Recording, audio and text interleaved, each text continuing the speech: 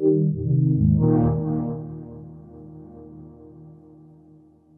do you folks think Chucky has stood the test of time in cinema history? I think it's because people have an inherent fear of the inanimate coming to life and killing them already anyway.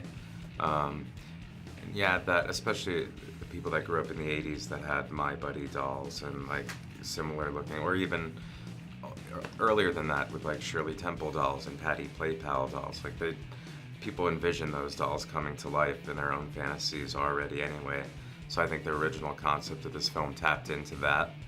And then you add to that, you know, the charming nature of Chucky himself and Brad's brilliant job playing him.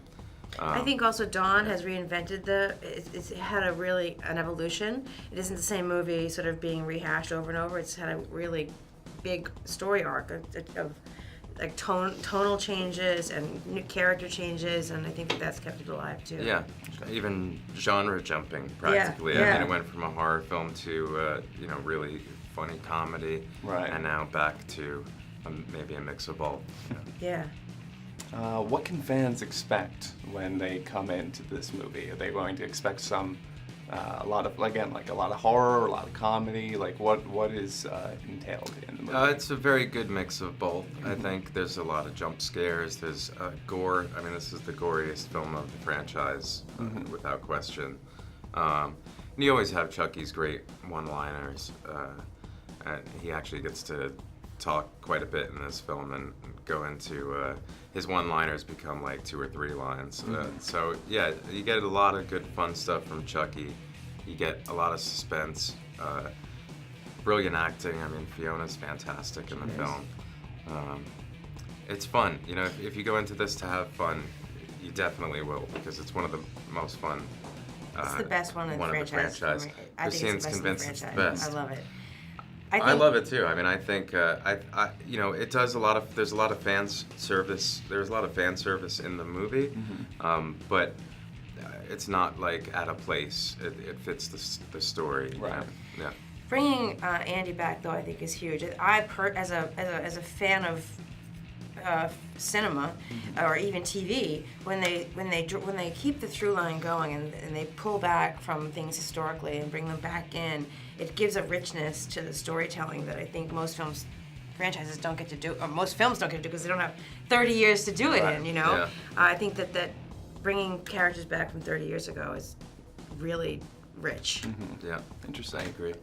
Now, recently there was a Friday the 13th video game that you get to play as the counselors, or you can play as Jason. And, Yeah. I was just looking at that. It's actually very entertaining. And you get to do the same thing from both perspectives. Pretty much. Right? Like, yeah. Well, I mean, as a counselor, you're trying to escape. Right. And with Of course, Jason, but you're it's trying the same like scene, if you will. Yes. It's the same level. Yeah.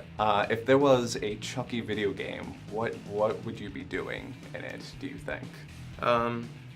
It could go a number of different ways, you know. I like that idea. I would love to steal that idea and let you play as Andy or Kyle. Or Chucky. Or Tiffany. Right. Yeah, depending on how they did it, that could be just as good of a game and just as fun. Okay. Yeah, but I heard great things about that Friday the 13th game. If you have time, I highly I have recommend Xbox, it. so I'm waiting for it to come. I think it comes out I think later this yeah. month, I think. Oh, really? actually. Oh, Or maybe fantastic. November, yeah. Okay. So we have Chucky coming back on screen, and then we recently had Annabelle in theaters. Why do you folks think there's such an obsession with creepy dolls in America's zeitgeist?